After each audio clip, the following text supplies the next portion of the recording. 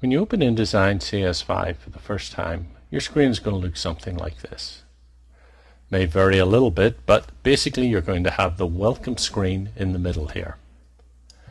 On the left hand side, you can choose to open a recent item. Obviously, if you have no recent items, you're not going to be able to open anything. I have some down here, but you can always go to open and open something that's been created or perhaps in a previous version, and it'll always default to the last accessed folder.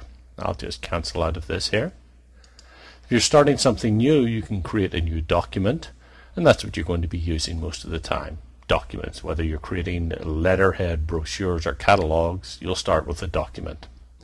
Books are a series of documents put together, and we deal with that in the advanced course of InDesign. And then we have libraries. Libraries are a collection of InDesign items which are easily accessible, like logos or text you use all the time that you can easily drag onto any document. The rest of the page here is set up to give you access to Adobe's various groups and online access that will help you. For example, you've got the user group option, and if I click here, it opens my browser and tells me what user groups are available, and I can search my local area if you want to go there and get into something. Worldwide these are.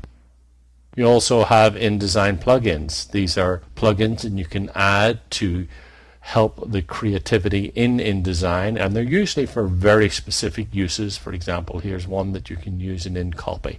I don't use InCopy, and in fact I really don't have any use for any of these particular plugins, but you may because of the specific nature of the work you do.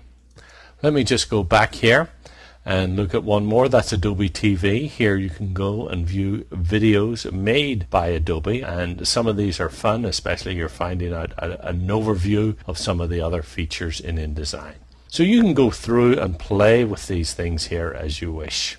Let me just go back to Firefox and minimize it so that that's not interrupting our viewing here of InDesign. Now this welcome screen always comes up when there's no document open. For example, if I were to create a new document like this, the welcome screen disappears and this document comes up. But if I were to close it, here comes the welcome screen again. If I don't want the welcome screen, I can simply turn it off here. Don't show again. Now, when I go File, New Document, click on OK, close it, the welcome screen's gone. To get it back, go to the Help menu, choose Welcome Screen, and of course, if you do want it to show again, you can just uncheck this. So that's the welcome screen. You can use it or not use it, as is your choice. It doesn't really make any difference because remember, everything else is available from within the InDesign menus.